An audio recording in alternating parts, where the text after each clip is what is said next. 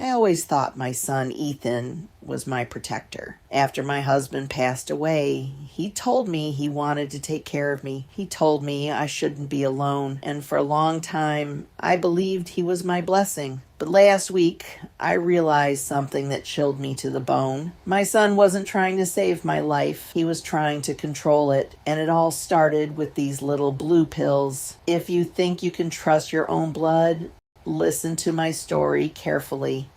It all started about 6 months ago. I had a minor fainting spell in the kitchen. The doctor said it was just a temporary spike in my blood pressure exacerbated by stress. They prescribed me a mild medication and told me to rest. But Ethan took it to a whole new level. Suddenly, he was in charge of everything. He locked my medication in his private drawer every morning at exactly 8 a.m., and every night at 9 p.m. he would appear with a pill and a glass of water. He would stand there staring at me until I swallowed it. "Did you take it, Mom? All of it?" he would ask, his voice dripping with an eerie kind of concern. Within a few weeks, I noticed a terrifying shift. I didn't feel better. In fact, I felt worse. I was constantly exhausted. My brain felt like it was wrapped in a thick fog. I started forgetting simple things, where I put my glasses, what day of the week it was. Whenever I complained, Ethan would just pat my hand and say, "Mom, the doctor said this is just your age. Your memory is failing. Thank God I'm here to manage your life." I wanted to see my doctor. I begged Ethan to drive me to the clinic, but every single time he had an excuse.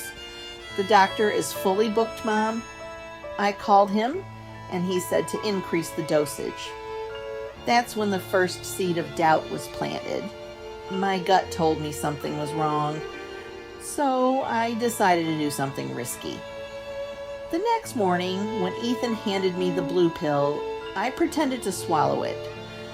The moment he turned his back to rinse the glass, I hid the pill under my tongue. As soon as he left for work, I spat it out into a tissue. I did this for 3 days straight, and do you know what happened? The fog in my brain completely vanished. By day 3, my energy was back. My mind was sharp. I wasn't sick, and I wasn't losing my mind. The pills were making me that way. While Ethan was out running errands that afternoon, I knew I had to find out what he was giving me. I walked up to his bedroom. My hands were shaking as I tried the handle to his desk. To my surprise, he had forgotten to lock it. Deep inside the drawer, I found the amber prescription bottle. But when I looked at the label, my heart stopped. It wasn't my name on it. It wasn't even blood pressure medication. It was a heavy-duty sedative, a drug used for severe psychological disorders, known to cause extreme drowsiness and temporary memory loss in high doses. He was drugging me. But why? I kept digging through the drawer until I found a stack of legal documents. As I read through the text, the truth hit me like a physical blow. Ethan hadn't moved back home out of love. He was drowning in massive gambling debts. He owed hundreds of thousands of dollars to people you don't want to owe money to, and his eyes were on my biggest asset, my house, and my late husband's life insurance policy. He had drafted papers to declare me mentally incompetent due to dementia. If I was doped up and losing my memory, the state would easily grant him full power of attorney.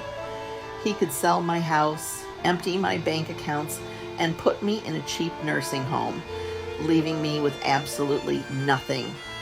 My own son was poisoning my mind to steal my life. I heard the front door open.